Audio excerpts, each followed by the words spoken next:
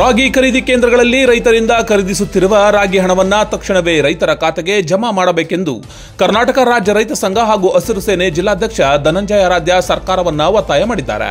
ತುರುವೇಕೆರೆ ಪಟ್ಟಣದ ಎಪಿಎಂಸಿ ಆವರಣದ ರಾಗಿ ಖರೀದಿ ಕೇಂದ್ರಕ್ಕೆ ದಿಢೀರ್ ಭೇಟಿ ನೀಡಿ ಮಾತನಾಡಿದ ಅವರು, ಜಿಲ್ಲೆಯಲ್ಲಿ ಎಲ್ಲಾ ರಾಗಿ ಖರೀದಿ ಕೇಂದ್ರಗಳಲ್ಲಿ ಮಾರ್ಚ್ 3ರಿಂದ ರಾಗಿಯನ್ನ ಖರೀದಿಸಲಾಗ್ತಾ ಇದೆ. ಈಗಾಗಲೇ ಸಾವಿರಾರು ಕ್ವಿಂಟಾಲ್ ರಾಗಿಯನ್ನ ರೈತರಿಂದ ಖರೀದಿಸಿದ್ದು, ಇದುವರೆಗೂ ರಾಗಿ ಹಣವನ್ನ ರೈತರ ಖಾತೆಗೆ ಜಮಾ ಮಾಡಿಲ್ಲ. ರೈತರು ಆರ್ಥಿಕವಾಗಿ ತೊಂದರೆಯಲ್ಲಿದ್ದು ಜೀವನ ನಿರ್ವಹಣೆಗೆ ಈ ಹಣವನ್ನ ಕೂಡಲೇ ಅಕೌಂಟ್ಗಳಿಗೆ ಹಾಕಬೇಕು ಎಂದು ಅವರು ಮನವಿಯನ್ನ ಮಾಡಿದ್ದಾರೆ. ರೈತರಿಂದ ಖರೀದಿ ಮಾಡಿದ್ದಾರೆ, ಬಟ್ ಇದುವರೆಗೂ ಯಾವುದೇ ರೈತನಿಗೆ ಹಣ ಬಿಡುಗಡೆ ಮಾಡಿಲ್ಲ. ತುರ್ತಾಗಿ ರೈತನಿಗೆ ಹಣ ಬಿಡುಗಡೆ ಮಾಡಬೇಕು. ಖರೀದಿಯಾದ ಮಾನ್ಯ ದಿನನೇ ರೈತರಿಗೆ ಹಣ ಬಿಡುಗಡೆ ಮಾಡಿದ್ರೆ ಅವನ ದಿನನಿತ್ಯದ ಆರ್ಥಿಕ ಕೆಲಸ ಕಾರ್ಯಗಳಿಗೆ ಒಂದು ಸಹಕಾರ ಆಗ್ತದೆ. ಈ ದೃಷ್ಟಿಯಿಂದ ಸರ್ಕಾರ ಹಣವನ್ನು ಬಿಡುಗಡೆ ಮಾಡಬೇಕು ಅನ್ನೋ ಒಂದು ಒತ್ತಾಯವನ್ನು ಮಾಡ್ತಾ ಇದ್ದೀವಿ. ಜೊತೆಗೆ ಏನಿದೆ, ಈಗ ಪಾರದರ್ಶಕತೆಯಲ್ಲಿ ತೂಕ ಮತ್ತು ಹಮಾಲಿ ವ್ಯವಹಾರಗಳು ನಡೀಬೇಕಾಗಿದೆ.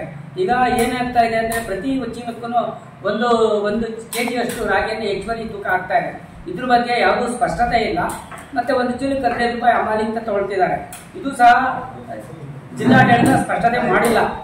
ಇದು ಒಂದ್ ಕಡೆ ಅಗಲ ದೊರಡೆ ಅಂತ ಹೇಳ್ತೀವ ಅಥವಾ ರಾಗಿನಲ್ಲಿ ಕಸ ಕಡ್ಡಿದೆ ಅಂತ ಹೇಳ್ತೀವ, ಇಂಥ ಗೊಂದಲ ಇದೆ. ಅದಕ್ಕೊಂದು ಸ್ಪಷ್ಟವಾದಂತ ನೀತಿನ ರೂಪಿಸಿ ಪ್ರಕಟಣೆ ಮಾಡೋದ್ರ ಮೂಲಕ ಒಂದು ಪಾರದರ್ಶಕತೆಯನ್ನ ಕಾಪಾಡಬೇಕು ಅಂತ ಹೇಳಿ ನಾವು ಜಿಲ್ಲಾಡಳಿತವನ್ನ ಒತ್ತಾಯ ಮಾಡ್ತಾ ಇದ್ದೀವಿ.